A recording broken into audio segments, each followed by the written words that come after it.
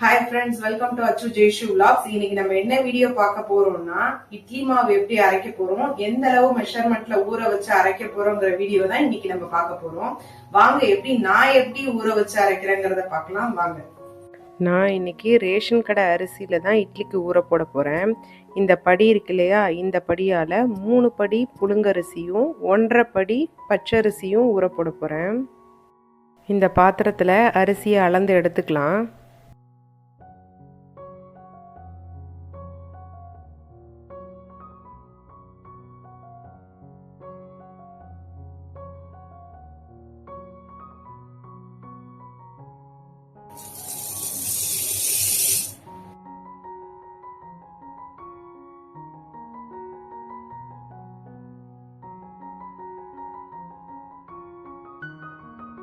எந்த படியால அரிசி எடுத்தோமோ அதால அரைப்படி உளுந்து,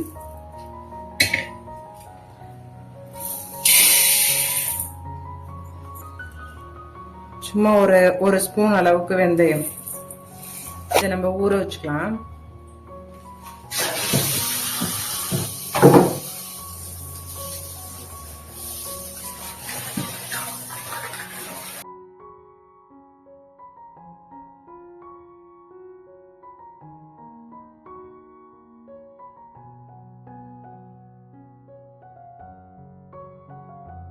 இப்போ நம்ம பெரிய பாத்திரத்தில் மாற்றிக்கலாம். கழுவுறதுக்கு அப்போ தான் ஈஸியாக இருக்கும்.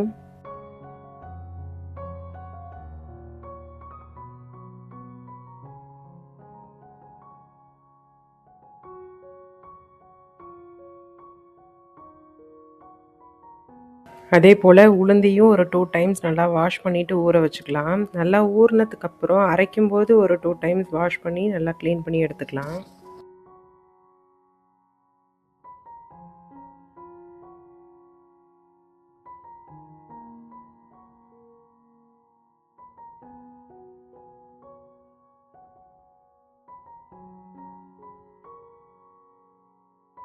உளுந்தையும் அரிசியையும் ஊற வச்சாச்சு.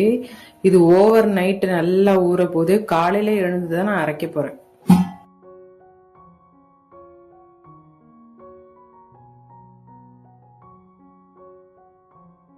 ஊற வச்சு மூடி வச்சாச்சு. இது ஓவர் நைட் ஊற வைக்க போறேன். ஏன்னா நான் எப்போதுமே எப்படி ஊற வைப்பேன்னா, நைட்டு படுக்க போறதுக்கு முன்னாடி 2த்தையும் ஊற வச்சுட்டு காலையில எழுந்து அரைக்க ஸ்டார்ட் பண்ணிட்டு என்னோட சமையல் வேலையும் கண்டினியூ பண்ணுவேன். அப்படி அரைச்சு எனக்கு பழக்கமாயிடுச்சு. அதனாலதான் நைட்டே நான் ஊற வச்சிருவேன். எனக்கு அது கொஞ்சம் ஈஸியா இருக்கும். நைட் ஊற வச்சுட்டு படுத்தோம் இல்லையா, நல்லா ஊறிடுச்சு. நம்ம இதை கழுவிட்டு அரைச்சிடலாம். ஒரு 3 to 4 டைம்ஸ் நல்லா கழுவிட்டு அரைச்சிடலாம்.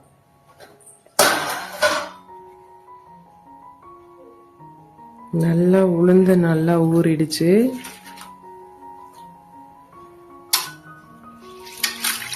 அரிசியும் நல்லா ஊறிச்சு. நல்லா வாஷ் பண்ணிட்டு அரைச்சிட வேண்டியதான்.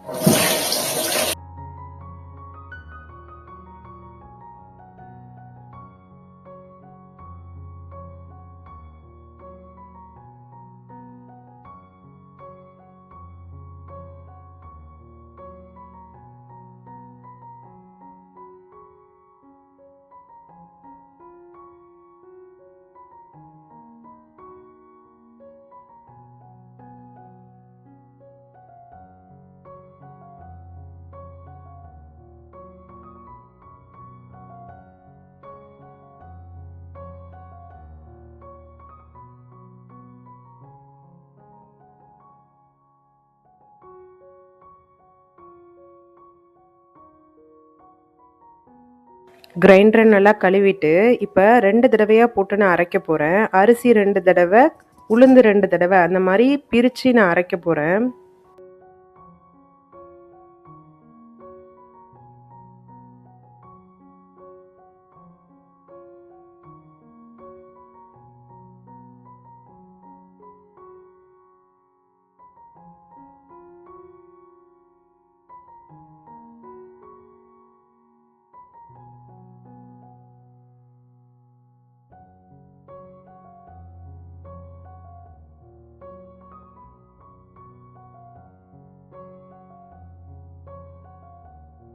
இப்போ அரிசி நல்லா அரைப்பட்டுடுச்சு, நம்ம வலிச்சு எடுத்துடலாம். இதே மாதிரி நான் அரிசியை இன்னொரு டைமும் போட்டு அரைச்சி வலிச்சிட்டேன்.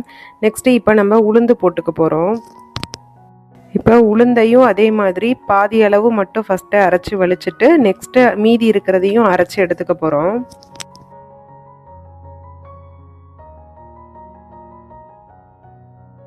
உளுந்து மாவு அரைக்கும்போது ஃபஸ்ட்டே தண்ணி நிறைய சேர்த்துக்கோங்க.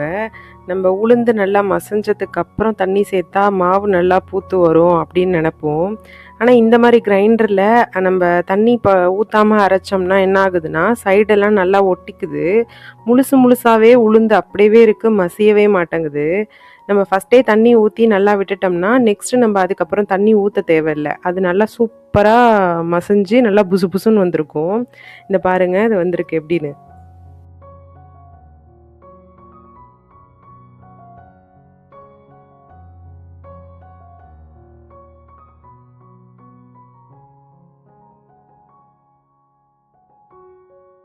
இப்போ வலிச்சு எடுத்துட்டு நம்ம நெக்ஸ்ட் ரவுண்டு போட்டு அதையும் அரைச்சி எடுத்துடலாம்.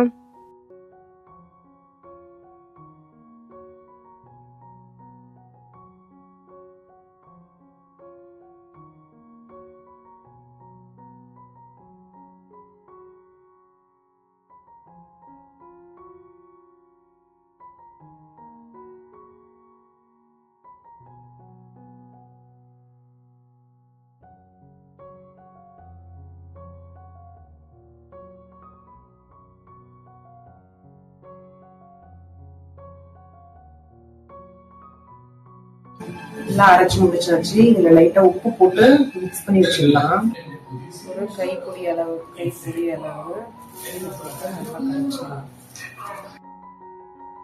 நல்லா உப்பு போட்டு மிக்ஸ் பண்ணிவிட்டு மூடி வச்சுருவேன். நான் இப்போ அரைச்சது காலையில்.